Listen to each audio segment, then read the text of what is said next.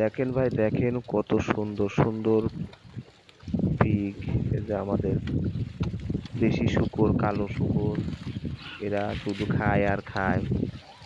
সারাদিন মাঠে চরে চরে খায়, শালুক খায়, ঘাস খায়, কচুরি পানার ডগা আগা সব খায়। মাটির নিচে অনেক গাছের পুষ্টিকর খাবার থাকে, সেগুলো ওরা খায়।